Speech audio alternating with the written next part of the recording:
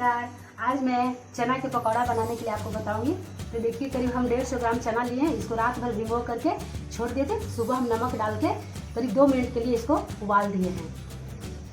ये पकौड़ी बनाने के लिए हम करीब 50 ग्राम चावल, कच्चा चावल जो होता है वो, और चने का दाल 50 ग्राम, दोनों को मिक्स करके 4 घंटे के लिए फूलने के लिए हम छोड़ दिए थे। तभी हम इसको मिक्सी में पीसने जा रहे हैं। इसमें मैं थोड़ा थोड़ा पानी दूंगी पीसने के लिए, ताकि ये जल्दी से पिसा जाए। इसको ज़्यादा नहीं पीसना है, बस मीडियम पीसना है। देखिए इस तरह से है।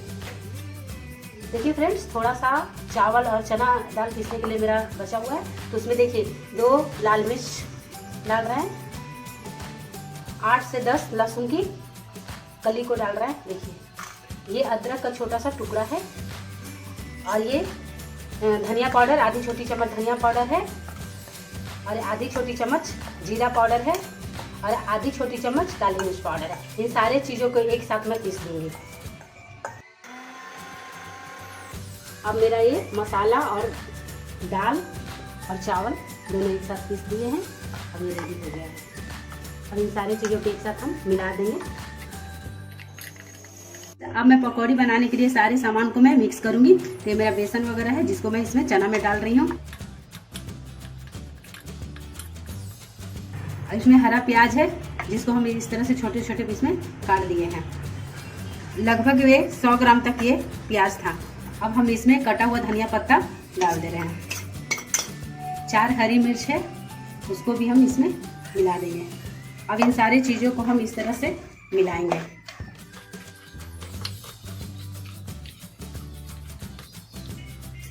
अब इसमें 1 छोटी चम्मच हल्दी पाउडर डाल देंगे। 2 छोटी चम्मच नमक डालेंगे। नमक आप अपने स्वाद अनुसार डाल दीजिएगा।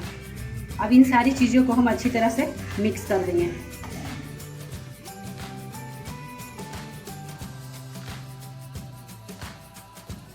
अगर आपके पास से ये दाल और चना पीसने का ऑप्शन ना हो, तो आप बेसन और चावल का आटा भी मिक्स करके बना सकते हैं। हरा प्याज ना हो तो आप सूखा वाला प्याज भी डाल के बना सकती हैं। आप इसको 2 तरीके से बना सकते हैं। अगर छानना है तो आपको इस तरह से ही रखना है। अगर तावा पर बनाना है घस के इसको, तो फिर आप इसमें पानी डाल करके थोड़ा इसका क्वांटिटी पतला कर देंगे। अगर आपके पास पिसा हुआ बेसन नहीं हो, तो आप 1-2 चम्मच आटा भी इसमें डाल सकती हैं। तो देखिए मेरे पास बेसन नहीं है, तो मैं फिलहाल 2 चम्मच आटा डाल रही हूँ। अब ये देखिए, इसको मिक्स करके रेडी कर दिए हैं। अब इसको 5 मिनट के बाद हम तेल में छानेंगे। देखिए फ्रेंड्स, तेल गरम हो गया है। अब मैं इसमें पकौड़ी को डाल रही हूँ।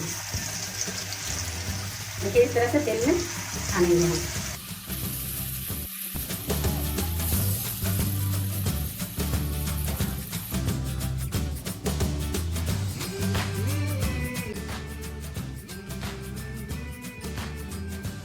देखिए फ्रेंड्स, पकौड़ी मेरा अब छना गया है।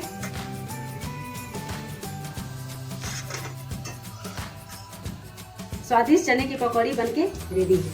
फ्रेंड्स, अगर आपको मेरा ये चने की पकौड़ी की रेसिपी अच्छा लगा हो, तो मेरे वीडियो को लाइक करें, शेयर करें और चैनल को सब्सक्राइब करें। मैं आपको अपने नेक्स्ट वीडियो पे, तब तक के लिए take care and bye bye.